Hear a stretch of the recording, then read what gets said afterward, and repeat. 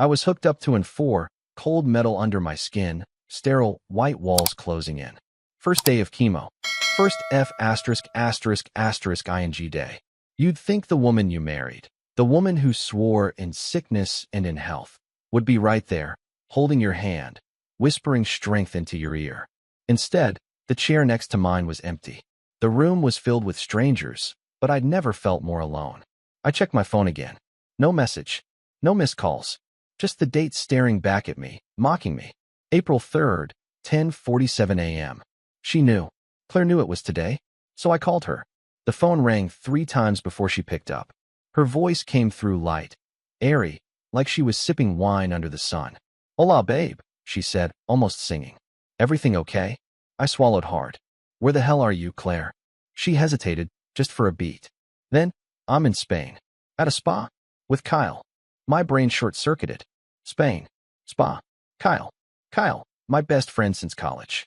The guy who held the mic at our wedding and toasted us as the couple that made him believe in love. That Kyle. "What the hell are you talking about?" I asked, my voice low. Claire laughed. Actually laughed. "Don't be so dramatic, Ethan. You'll be fine. It's just the first treatment. You've got like, what? Months of this." Then I heard Kyle's voice in the background, unmistakable. "Tell him not to stress. He'll be gone soon anyway." Gone. They both laughed. Together. I stared at the 4 in my arm, my pulse pounding through my skull. My body was weak, but my mind, my heart, was on fire. I didn't say a word. Just hung up. There was nothing left to say. I finished the treatment alone. Each drop of chemo felt like betrayal swimming through my blood.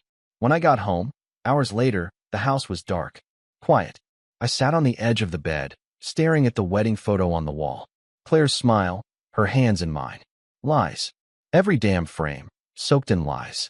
Then, just after midnight, the front door slammed. "Ethan! Ethan!" she screamed, voice panicked. I walked downstairs slowly. She was a mess. Hair tangled, face pale, heels in her hands. Makeup smeared like she'd been crying or running or both. She saw me and ran forward. "Something happened. Ethan, you don't understand. I need to explain." I didn't move. "Explain Spain," I said. Her lips parted. No sound.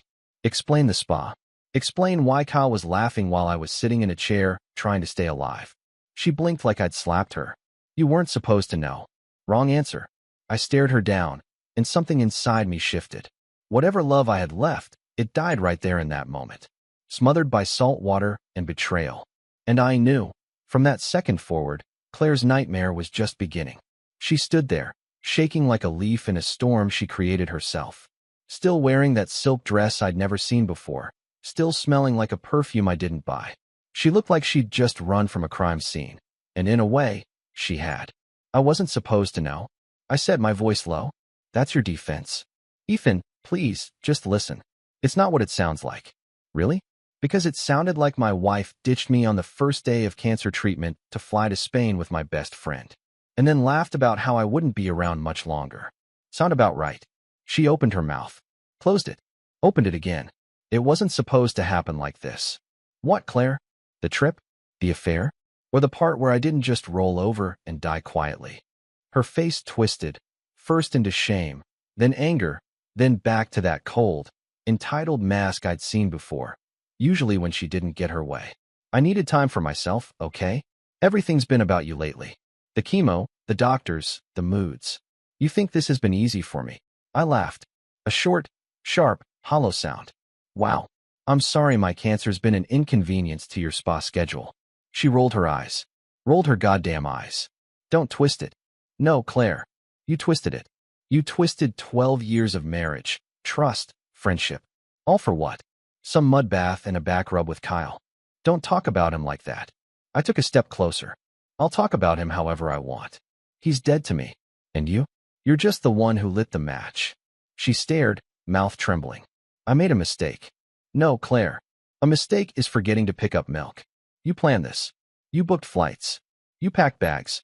You told him my treatment schedule." She dropped her heels and slumped onto the couch, covering her face with her hands. "You don't know what it's been like living with you these past few months. I needed to feel something again." "Then why come back?" I asked, quieter now. "Why the dramatic entrance? Why the screaming? She looked up at me with glassy eyes. Because something happened in Spain. Kyle, he snapped. I tried to leave early, and he lost it.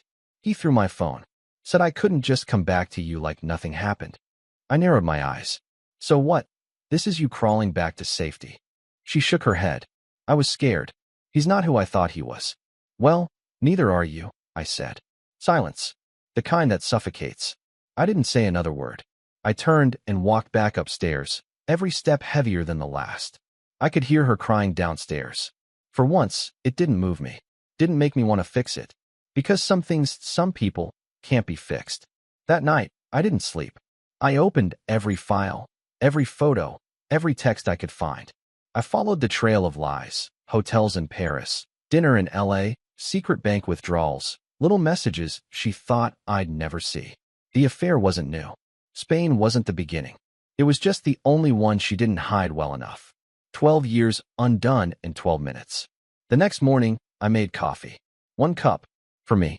Claire came into the kitchen barefoot, wearing my old hoodie like some desperate symbol of belonging. She looked wrecked. I barely looked at her. She spoke first. So what happens now? I sipped. Set the mug down. Now? Now we do what you should have done before Spain. What's that? I looked her dead in the eye. We ended. She didn't cry. Not at first. She just stood there, staring at me like I'd just spoken a language she'd never heard before. Like, we ended, wasn't something she thought I had the spine to say. That told me everything. She thought I'd beg, plead, forgive. She still thought she had that power over me. Finally, she spoke, voice brittle. You don't mean that. I didn't blink. I've never meant anything more. Claire took a step forward. Ethan, we can get through this. You're just emotional. You're sick. You're not thinking clearly. I smiled, bitter and tired. Don't you dare weaponize my illness. You think chemo fog made me hallucinate your trip to Spain? That I imagined Kyle telling me I'd be dead soon. She opened her mouth, but I kept going. I've been doing a lot of thinking, Claire. Between the needles and the pills and the hours alone, I've had time. And you know what I realized? You weren't just cheating on me. You abandoned me. On the worst day of my life. You chose luxury over loyalty.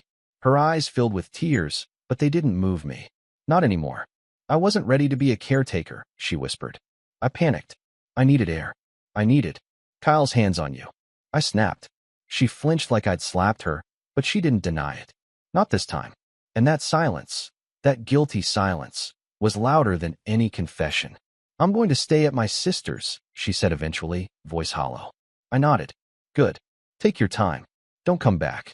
She paused in the doorway, her fingers gripping the frame like it was the only thing holding her upright. You really won't forgive me? I laughed. Not cruel. Just tired. Claire, this wasn't a mistake. It was a choice. Over and over again. She left without another word. No kiss goodbye, no final look. Just the sound of the door shutting behind her and the sudden, surreal calm that followed. I sat in that silence for a long time. And then I started digging. Not into my grief, into the facts. I needed to know how deep this betrayal ran. How far back it went. Because if there's one thing I've learned from Claire, it's this. Lies never travel alone. First, I checked the credit card statements. There it was, Madrid, Seville, Barcelona. One hotel had a spa charge under her name. Another listed 2 guests. I knew she never told me about those trips. Hell, I was in the hospital for one of them. Then I checked her emails. The passwords hadn't changed. A flight confirmation from months ago. A hotel invoice sent to Kyle's email address. A calendar invite titled Weekend in Sin. My stomach twisted, but I kept going. I had to. Then, something worse. An old thread, Claire and Kyle, joking about playing nurse while I was getting my biopsy. He's out cold, LOL, she wrote. Guess I'm free tonight. Kyle responded with a photo of her in lingerie. I closed the laptop. My hands were shaking, but it wasn't from chemo this time. It was rage. Claire hadn't just cheated. She enjoyed it. Mocked me. Used my illness as an excuse to sneak around. And Kyle, the man who gave a toast at my wedding, was in on it the whole damn time. They didn't just betray me. They celebrated it. So no, I wasn't going to forgive her. I was going to burn the whole damn memory down. I didn't sleep that night. Not a minute. I just lay there in the dark, listening to the soft hum of the fridge, staring at the ceiling fan spinning shadows across the room. My mind kept playing it all back. Her voice, her laugh, his laugh, the way she said Spain, like it was a gift she deserved. The photos, the lingerie, the way they joked about me like I was already dead. And yet, I wasn't. By morning, something in me had shifted. I didn't feel broken anymore. I felt sharp, cold, focused. I opened the safe in the bedroom closet and pulled out the file I kept for emergencies. Our marriage license, our joint accounts, the deed. I stacked it all on the kitchen table. She'd get served within the week. But this wasn't just about divorce. This was about truth. I drove across town to Kyle's apartment. I knew he was back from Spain. He'd posted an Instagram story the night before, clinking glasses on some rooftop in the city, tagging a fake model account he probably used to cover his trail. The arrogance on this bastard. I parked 2 blocks away and walked. When he opened the door, he looked surprised. Not guilty, not afraid, just mildly annoyed, like I'd interrupted something. His hair was wet, a towel slung over his shoulder. "Ethan," he said, too casually. "Didn't expect you." "No," I replied. "You expected me to die." He leaned on the frame and smiled like a snake. "Come on, man. Don't be dramatic." I didn't say a word. I just stared at him, long enough for the grin to slide off his face. "What are you doing here?" he finally asked, voice quieter. "You said I wouldn't be around much longer," I said. Surprise. He glanced over his shoulder, maybe checking if someone else was inside. "Claire? Another woman?" Didn't matter. I took a step closer. "I want you to hear it from me. I'm divorcing her. And I've got everything, messages, receipts, photos. You think this is over? It's not even started." He scoffed. "You think anyone cares about your sob story? You're the one who fell apart. You pushed her away." There it was. The real Kyle. Smug. Self-righteous. Trash in a tailored shirt. "She'll come crawling back," he added. "They always do when the money runs out." I smiled, calm and controlled. "Good luck with that. Because I already froze the accounts. Every cent she touched is mine. She won't get a penny unless a judge says so." His eyes flared. "You serious?" "Dead." I turned around and walked away without another word. That night, Claire called. I didn't answer. Then she texted, "I think I made a mistake." I stared at those words like they were a puzzle. Not because I didn't understand them, but because they were so small, so empty, so insulting. "You think? After everything? You think?" She followed up an hour later. "Can we meet? Just to talk." I ignored that too. The next day, her sister showed up at my house. Jenna, wide-eyed and nervous. "She's falling apart," she said. "Claire's not eating. She hasn't stopped crying." "Let her starve," I said without flinching. Jenna was silent for a beat. Then, quietly, she said Kyle hit her. That stopped me. She said he got drunk in Spain. Broke her phone. Tried to grab her. That's why she came home early. I didn't say anything. "Ethan, she's not okay." I stood there, jaw tight, staring at the floor. A part of me wanted to ask questions. A part of me wanted to care. But the other part, the louder part, remembered every lie, every laugh, every little betrayal she thought I'd never find. "She'll figure it out," I said. "She's good at landing on her feet." And I shut the door. Because whatever came next, it was no longer my burden to carry. The calls didn't stop. Every day, morning, night, 2 a.m., like clockwork. She tried everything. Soft, pleading voicemails. Angry, blaming ones. Then came the fake apologies, drenched in desperation. Each one made me sick. "Ethan, please, I made a horrible mistake." I was scared. I was confused. "You don't understand what Kyle did, what he said to me. Please, just talk to me. I don't have anyone else." But I didn't press play anymore. I just stared at the missed calls. Deleted them all without listening. Her voice wasn't pain anymore. It was noise. White noise in a house that was finally clean of lies. I spent my days quietly, rebuilding. Going to treatment. Reading. Sleeping. Planning. It was like war. And I wasn't going to survive cancer just to rot in the ruins of her betrayal. Then, 3 weeks after she left, I got a knock at the door. It wasn't Claire. It was Kyle's wife. Yeah, his wife. She was tall, dark hair pulled tight, no makeup, but her eyes. Those eyes were on fire. "Ethan," she said, even though she clearly already knew. I nodded. She handed me a folder. "You're not the only one he lied to." Inside, screenshots, emails, photos. Claire wasn't Kyle's only affair. Not even close. There was a woman from work. Someone in Vegas. A girl who looked barely legal. And all of them overlapped. Claire was just another on the pile. I flipped through slowly. There was Claire, half naked in a hotel mirror. And then, same room, different girl, different date. He was recycling locations like a psychopath. I left him last night, the wife said. Took the kids. Told him I'd bury him in court. I nodded slowly. You'll win. She gave a dry laugh. And you? I looked down at the photos again. Claire's stupid grin. Kyle's smug face behind her. I'm already dead to them, I said. Now I get to be the ghost that haunts them. She gave a small, vicious smile. Let's stay in touch. And then she left. 2 days later, Claire showed up at the house. She didn't knock. Just walked in like it was still hers. I found her in the kitchen, barefoot, rummaging through the fridge like we were still some normal couple. I didn't say a word. Just stood there. She turned and jumped, startled. Oh, I didn't know you were home. Clearly. She smiled like nothing happened. I just wanted to grab a few things. I nodded to the hallway. Your things are boxed. On the porch. Her face dropped. You didn't have to do that. You didn't have to fly to Spain with my best friend. She rolled her eyes. Still on that. My jaw locked. Still on that. Claire, it's been 3 weeks. Not 3 years. You torched this house, and now you're confused why the door's locked. She crossed her arms. You don't understand what he did to me. He used me. He tricked me. I didn't want any of it. I held up my phone. Opened the email. Showed her the photos Kyle's wife had given me. Claire's face went pale. Recognize the room? I asked. Because Kyle used it with 3 other women. Before, during, and after you. She didn't speak. Congratulations, I said. You weren't his soulmate. You were a coupon. Claire's voice cracked. I thought he loved me. I shook my head. You thought you were the smart one. That you were trading up. That you'd sneak away with my best friend while I was too sick to notice. You didn't fall for love, Claire. You fell for a mirror. He was just like you. She collapsed into a chair. I don't have anywhere to go. Not my problem. Tears welled up, but I didn't care anymore. Ethan, please, we had something. 12 years. That means nothing. I stepped closer. 12 years died the moment you pressed send on that lingerie pic. You threw it all away. For what? A spa weekend in *****ing Spain? She looked up at me like she didn't recognize me anymore. Maybe she didn't. Because I wasn't the man she left behind. That man died in the chemo chair. I was someone new. Someone with nothing left to lose. She didn't say anything for a long time. Just sat there staring at her own hands like maybe they'd done something behind her back. The air between us was heavy.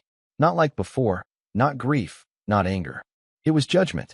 And this time, she felt it. She knew I saw her for what she really was. I don't even know who I am anymore, she whispered. I leaned against the counter, arms folded. You're Claire. The woman who left her husband on his first chemo day to chase pleasure with a man who didn't even respect her enough to be exclusive. That's who you are. She flinched like the words slapped her. You think you're broken now? I continued, voice cold. You broke me first. Piece by piece. Lie by lie. Smile by fake smile. Claire wiped her eyes, but I could tell. Those tears weren't for me. They were for her. For the life she destroyed with her own hands. I didn't think you'd ever find out, she said, quieter. That's the part that kills me, I replied. Not that you did it. Not even that it was Kyle. But that you assumed I'd just disappear quietly. You wrote me off. Buried me before the chemo even started. She looked up, finally meeting my eyes. Do you hate me? I shook my head. No. Hate takes effort. I'm done giving you that. She stood up slowly, unsteady. What if I told you I still loved you? I laughed once, dry, humorless. Claire, you loved how I loved you. You loved the security, the comfort. You loved being adored. But me? You never really saw me, did you? Silence. I stepped forward, not threatening, just final. This is the last conversation we're ever going to have. Next time we talk, it'll be through lawyers. Her bottom lip trembled. You really mean that? Yeah, I said, opening the front door for her. I really do. She hesitated for a second, maybe expecting me to change my mind, beg her to stay, say something nostalgic about better times. I didn't. She walked out slowly, each step echoing like the last beat of a dead marriage. I closed the door behind her and locked it. And for the first time in weeks, I breathed. Really breathed. Deep. Calm. Steady. I went upstairs and looked at myself in the mirror. Pale. Thinner. Tired. But I didn't look broken anymore. The man in the mirror had been through hell. And he survived it. There was chemo ahead. Recovery. Still a storm to walk through. But now, I wasn't carrying dead weight. I wasn't dragging betrayal behind me like a shadow. She was gone, and she could stay gone. That night, I slept, not just with my eyes closed, but with peace. And for a man who was supposed to be dying, that felt a whole lot like the beginning of life. The days after she left were eerily calm. No more calls, no more texts, no drama at the door, nothing. It was as if she vanished, like some ghost that had finally realized it wasn't welcome in the house anymore. But I knew Claire better than that. Silence wasn't peace. It was buildup. I focused on healing. Treatment days still drained the life out of me, but now I had something deeper fueling me: clarity. With her gone, I started to feel like myself again. Not the man she saw, weak, dying, disposable, but the one she forgot existed. The one who built his own name from nothing. The one who didn't just survive betrayal. He grew sharper because of it. I spent more time outdoors, walked longer, sat in parks with a coffee, and just watched people live. It was strange how much the world keeps spinning even after yours explodes. Families laughed. Couples kissed. Life, in its unapologetic indifference, moved on. So did I. And then, of course, the silence broke. It was a Friday. I was finishing a call with my doctor when the doorbell rang. I wasn't expecting anyone. No deliveries, no friends. I opened the door, and there he was. Kyle. Standing on my porch like this was just some neighborly visit. His shirt unbuttoned just enough to try and look casual, sunglasses still in his hand, like he expected to charm his way in. But his face, he looked different now. Nervous. Tired. There was a twitch in his jaw he couldn't hide. I didn't speak. Just stared. "Can I come in?" he asked. I didn't move. He shifted his weight, glanced behind him like someone might be watching. "Look, man, I messed up." I raised an eyebrow. "Which part?" He let out a pathetic little chuckle. "All of it, I guess." "You guess?" He rubbed his neck. "Claire said you know everything. About Spain. The other stuff. The women. She left out the lingerie selfie she sent you while I was in the hospital, but yeah, I pieced it together." He looked down. "I didn't mean to hurt you, Ethan. But you did. I know, man. I was just in a bad place. You were inside my wife." He winced. Like hearing it out loud was finally real. I leaned against the doorframe, still not letting him in.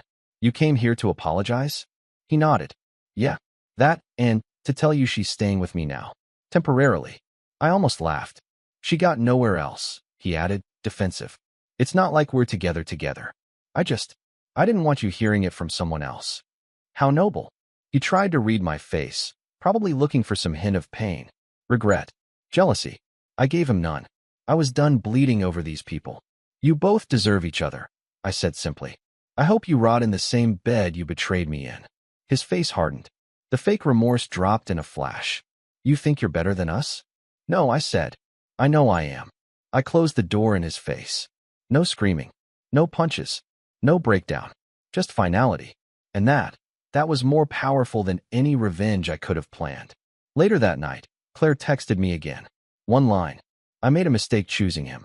No reply. A few minutes later, another. "I wish I could undo everything." Still nothing. I wasn't her savior. Not anymore. Let Kyle play hero if he wanted. He'd see soon enough what it was like when she turned on you. When her games wore thin and the lies ran dry. The next day, I went to treatment again. Same chair. Same nurse. But something felt lighter. Like I'd cut a rope that had been around my neck for years and finally took a full breath. And as the 4-drip started, I leaned back, closed my eyes, and smiled. I wasn't just surviving anymore. I was living. Weeks turned into months. Treatments came and went. My body weakened, but my mind got sharper, clearer. Claire never stopped trying to claw her way back in. She sent emails, letters, even tried showing up at my clinic once, acting like we were some tragic love story torn apart by circumstance. But I didn't even flinch. I had already buried her. Not literally, no, but emotionally, spiritually. Claire was already 6 feet under in a grave she dug with her own selfish hands. And Kyle? Word got around he lost his job. Got caught sending company inappropriate material to an intern. Last I heard, he moved back in with his parents in Arizona. Claire didn't go with him. Surprise. Eventually, she stopped contacting me. Maybe she finally realized I wasn't a backup plan. I wasn't someone she could cry her way back to. I wasn't the man waiting on the porch, holding a rose and a stupid hope. I was the man she left to die, and who refused to. One afternoon, after my last round of treatment, I walked outside and stood in the sunlight. Just stood there. No tubes in my arms. No machines beeping. No whispers behind my back. For the first time in a long time, I felt clean. Not healed, no. Healing takes time. But clean. Like someone scrubbed away everything fake and left only what mattered. People ask me now if I miss her. I don't. I miss who I thought she was. I miss the idea of the woman I married. But that woman never existed. She was a mask. A performance. And me? I was just the fool in the front row clapping like it was real. But I'm not clapping anymore. I've got new people in my life now. Real ones. People who stayed. People who didn't flinch when it got hard. I've reconnected with my brother. Made a few friends at treatment. Hell, even the nurse who used to hold my hand during IVs. We've been grabbing coffee after sessions. She listens when I speak. And she never once asked me to forget. So, if you're reading this, and you're where I was, here's what I'll say. Don't chase ghosts. Don't beg liars for closure. Don't drown in the why. Some people will hurt you in ways you'll never understand. And that's not your burden. That's theirs. Let them carry it. Let them rot with it. You survive. You build something new. And the next time they come knocking, whispering, I made a mistake, just smile and close the door.